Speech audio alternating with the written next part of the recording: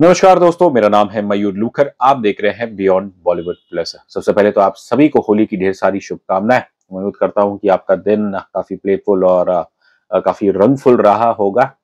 अब होली तो है, लेकिन फिर भी कुछ फिल्में रिलीज हो रही है और हम बात करने वाले हैं एक हॉलीवुड फिल्म की। लेकिन उससे पहले मैं चाहूंगा आप जल्दी से मेरे चैनल को सब्सक्राइब कीजिए and don't forget to press the bell icon.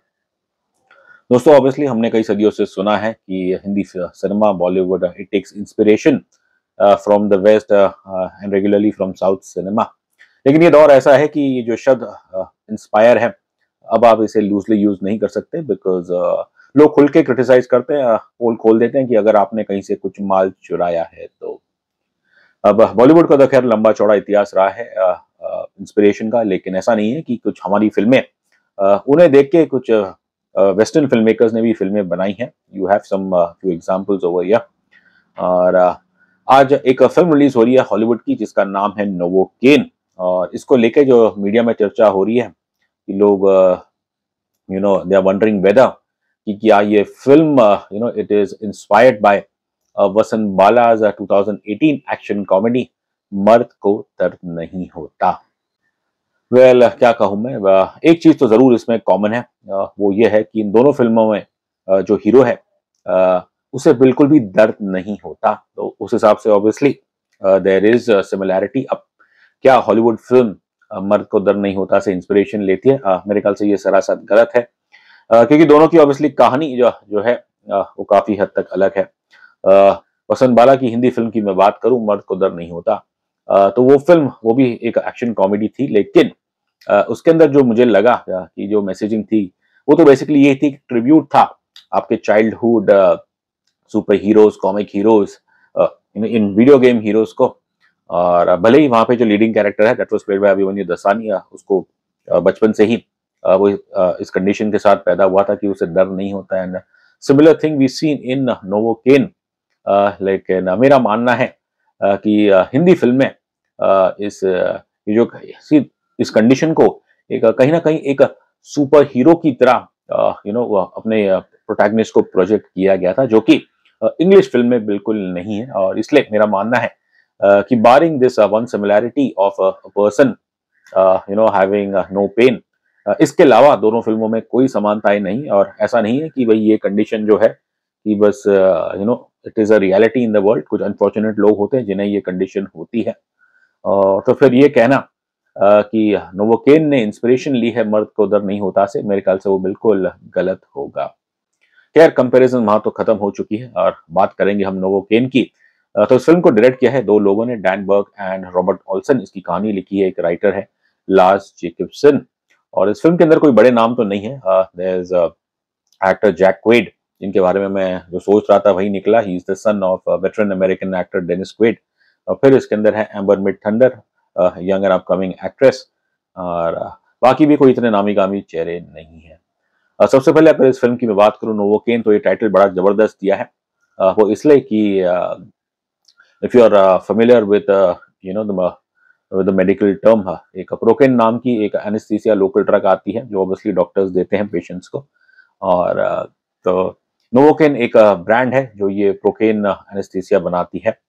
और अमेरिकन फिल्म में जो हमारा हीरो है उनका नाम है नेथन केन, तो उस हिसाब से नोवोकेन बिल्कुल बढ़िया रखा है गया है टाइटल। अब जैसे कि मैंने पहले कहा कि मर्द को दर्द नहीं होता में तो ये जो कंडीशन है जिसे कॉन्जिनेंटल इनसेंसिटिविटी टू पेन कहते हैं, और CIP। और हिंदी फिल्म में तो इस चीज को मेरे ख्याल से इस्तेमाल किया और टू प्रोजेक्ट या hero as a super hero. लेकिन वो चीज इस हॉलीवुड फिल्म नोवोकेन में बिल्कुल नहीं है, बिकॉज ये इसे एक कंडीशन की तरह ही दिखाती है। और इट इज समथिंग, मतलब जो जिस किसी को भी ये होती है, अब जो आम इंसान है उसे तो लगेगा कि भैया ये कोई सुपर हीरो है, इसके पास सुपर शक्ति है। ऐसा नहीं है। And the beauty of novocaine यही है कि डायरेक्टर्स और उनके राइटर, उन्होंने इस कंडीशन के बारे में लोगों को मेरे ख्याल से कहीं ना कहीं सेंसिटाइज किया है।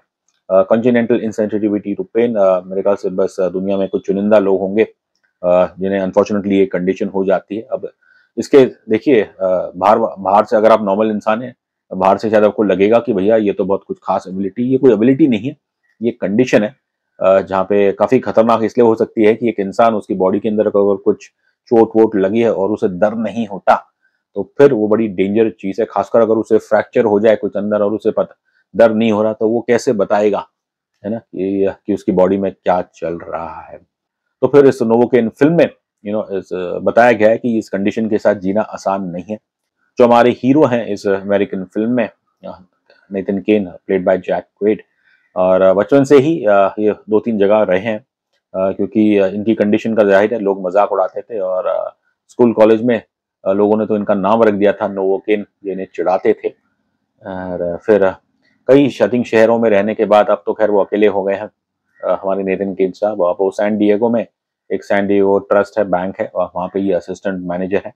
काम में ये बहुत अच्छे हैं but because of his condition I think ये खुद ही सोशलाइज़ नहीं करते, लोगों से मिलते नहीं और इसलिए जब इनके ऑफिस में एक कलीग है, female colleague Sheri that's played by amber mid thunder वो दोनों ऑब्वियसली एक दूसरे को देखते हैं और कुछ फीलिंग्स स्पार्क्स क्रिएट होते हैं और लड़का तो खैर वो है वो उसे बिल्कुल शर्मीला है और फिर इनके ज़िंदगी में ये आती है लड़की शेरी जो खुद इनिशिएट करती है कि नहीं आप मेरे साथ लंच पे चलिए और फिर उस रात को ये लड़की को अपने घर लेके जाता है और लड़का बड़ा नर्वस है वो है तब लेकिन वो हिम्मत करके उन्हें अपनी कंडीशन के बारे में बताता है कि उन्हें ये है और फिर बस क्या है आई थिंक लड़की की जो जिज्ञासा वही रहती है कि अ, वो भी दंग है कि ऐसी भी लोगों को कंडीशन होती है कि कोई बिल्कुल डर नहीं होता और वो उनसे पूछती है कि क्या आप प्लेजर फील कर सकते हो कि नहीं और फिर क्या बस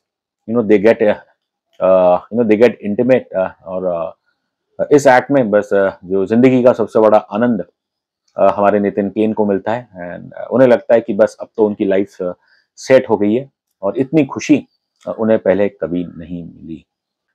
नितिन को तो लग रहा है कि जैसे बस उन्हें अब अपनी ज़िंदगी का एक मकसद मिल गया है इस लड़की शहरी में और अगले दिन वो चाहते हैं कि वही चीज़ें फिर से रिपीट हो, वो उन्हें लेके जाएँगे डिनर-विनर पे।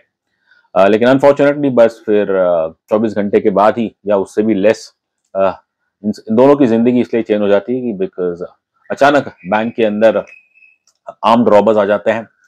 दे are disguising themselves as Santa Clauses और वो बैंक मैनेजर का कत्ल कर देते हैं और इस लड़की को बंदी बना के हॉस्टेज बना के ले जाते हैं। अब बताइएगा हमारे नितिन केन साहब बस एक दिन पहले उनकी ज़िंदगी ऐसी बदली, उन्हें लगा कि बस ये लड़की उनकी ज़िंदगी है और उनके आँखों के सामने इस लड़की को किडनैप करके ले हॉस्टेज बना के ले गए और वो डिसीज़न लेते हैं कि भई अब वो लड़की she means the world to him तो इसलिए इस लड़की को बचाना वो तो पीछे हटेंगे नहीं और वो डरते नहीं कि अगर मुझे कानून भी अपने हाथ में लेना पड़े तो वो उसके लिए तैयार है एंड बस वो निकल जाते हैं इस लड़की की तलाश में। तो इन शॉर्ट ये कहानी है नोवोकेन की। अब जब ये रॉबरी हो रही थी उस वक्त ही कम से कम मुझे लग रहा था कि आगे की कहानी कैसे होगी कुछ ना तो कुछ शायद इसमें ट्विस्ट सस्पेंस होगा और वो मैंने एंटिसिपेट कर लिया था और एक सवाल शायद पैदा होगा कि नेथन के लिए क्या ये जो जंग पे बैटल पे जो वो जा रहे हैं is it worth fighting for. ज्यादा मैं कुछ कहूंगा नहीं वरना खुलासा हो जाएगा बस इतना कह सकता हूँ कि एक कैरेक्टर है फिल्म के अंदर और उसको लेके आप सोचेंगे कि क्या रातों रात किसी की एक मॉरल अवेकनिंग हो सकती है। वेल बस आगे मैं क्या कहूँ। कहानी बड़ी सिंपल है लेकिन ये जो उसकी खासियत है वो है सबसे पहले तो लास्ट जेकबसन इनकी जो राइटिंग है कमाल की है। डायरेक्शन ओवरऑल मैं कहूँगा काफ़ी बेहतरीन है डैन बर्ग और रॉबर्ट ओल्सन द्वारा। फिल्म एक एक्शन कॉमेडी है लेकिन जब ऑब्वियसली ये वाक्य फिल्म के जो शुरू के मेरे ख्याल से 15-20 मिनट है जहाँ पे ऑब्वियसली इनका रोमांस वे जो कोर्टशिप चालू है वो बहुत ही ब्यूटीफुली तरीके से दिखाई गई है fantastic writing and brilliantly acted. अब क्योंकि एक्शन कॉमेडी है इसलिए इसके अंदर कुछ ऐसे ऐसे सीन देखने को मिलेंगे जहाँ पे शायद आपको काफ़ी कुछ वायलेंस देखने को मिल रहा है लेकिन कॉमेडी द्वारा उस चीज़ को थोड़ा मैं कहूँगा जो विजुअल है उसे थोड़ा उसका जो इम्पैक्ट है उसे राइटफुली मेरे ख्याल से थोड़ा टोन डाउन कर दिया गया है। अब जो ह्यूमर है फिल्म का वो लार्जली आप देखेंगे तब आता है कि जब हमारे नितिन केन वो निकल पड़ते हैं शेरी को ढूंढने के लिए। अब जिन लोगों ने किया है उनकी वो तलाश करते हैं, एक के घर जाते हैं और उस घर में जाने के बाद पहली बात तो वो जो घर है सही जैसे ये कहते हैं होम अलोन घर है जहाँ पे ट्रैप्स लगे हुए हैं उन्हें तो खैर डर होता नहीं है और फिर एक शख्स आता है, वो इन्हें बुरी तरह से टॉर्चर करता है, लेकिन वो दंग हो जाता है कि मैं इस आदमी को इतना इसके साथ टॉर्चर कर रहा हूँ, उसके नाखून निकाल दिए, लेकिन ये तो बस ऐसा लग रहा है इसको कोई पेन हो नहीं रहा और ये सिर्फ बहाना कर रहा है। अब वो सीन्स आप देखेंगे, देखने में वैसे तो विजुअली ब्रूटल है, but because of the humour उसका थोड़ा जो मैं कहूँगा जो एक गोर है, उसे वो थोड़ा डाइल्यूट कर देता है। आई थिंक ह्यूमर यहाँ तक तो सीमित था और आप उम्मीद करते हैं कि जब क्लाइमैक्स होगा, वो मेरे ख्याल से काफ़ी खतरनाक होगा, काफ़ी ग्रिपिंग होगा, लेकिन क्लाइमैक्स मुझे ये तो नहीं कहूँगा कि डिसअपॉइंटिंग लगा, बस ये है कि जो मेन विलेन है इसके अंदर, that's the character of Simon, और ये शख्स मेरे ख्याल से, और ये जो एक्टर है Ray Nicholson, I think in trying to be sadistic and psychotic, कुछ ज़्यादा ही मेरे ख्याल से वो ओवर एक्टिंग कर देते हैं, और इस हिसाब से क्लाइमैक्स में भले एक्शन मेरे ख्याल से अच्छा है, पर ये है कि थोड़ी in terms of drama wise थोड़ा मुझे इंटेंसिटी ऐसा लगा कि थोड़ी सी ड्रॉप हुई है। फिर भी ओवरऑल इस फिल्म की राइटिंग में कहूँगा काफ़ी अच्छी है, और कम से कम अगर आपको एक्शन पसंद है, उसके अंदर एक जेन्युइन ह्यूमर है, कोई बेतुकी कॉमेडी नहीं है, तो मेरे ख्याल से कम जो लोग इस जॉनर को पसंद करते हैं, उन्हें ये फिल्म ज़रूर पसंद आएगी। अभिनय की अगर मैं बात करूँ तो मैं जेसन क्वेड को पहली बार देख रहा हूँ। He is the son of veteran American actor Dennis Quaid. अब देखने में आप इनको देखिए, एकदम साधारण इंसान है, और इस फिल्म की सबसे बड़ी खूबसूरती ये है कि ये जैसे कि पहले तो मैंने कहा कि उनकी जो कंडीशन है उसे कंडीशन द्वारा दिखाया गया है। You have sensitized the audience to the plight of people who suffer from congenital insensitivity to pain. लेकिन इसके अलावा फिल्म की जो सबसे खास बात है वो है कि जो इनकी जो रिश्ता है नितिन और शरीका की, कैसे ऑफिस कलीग्स, और बस एक दिन में इनमें प्यार हो जाता है, और वो जो मोमेंट्स है मेरे ख्याल से they very beautiful, and start से एंड तक इन दोनों किरदार की आप देखें तो इनके अंदर एक सादगी है, ह्यूमिलिटी है, और वही मेरे ख्याल से दर्शकों को इमोशनली कनेक्ट करती है इन दो कैरेक्टर्स से। लेकिन इस तरह के कैरेक्टर प्ले करना आसान नहीं है कि ऑब्वियसली असल जिंदगी में तो खैर नॉर्मल इंसान ही है, बट आपके बदन में बहुत कुछ घुस रहा है और आपको इस तरह से एक्ट करना है कि आप पेन बिल्कुल नहीं हो रहा या फिर आप बहाना कर रहे हो, और आसान नहीं होता, ट्रस्ट मी, ऐसा सीन पुल ऑफ करने के लिए। लेकिन जिस कन्विक्शन से जेसन क्वेड ये किरदार का प्ले करते हैं, मेरे ख्याल से वो वाकई ही काबिले तारीफ है।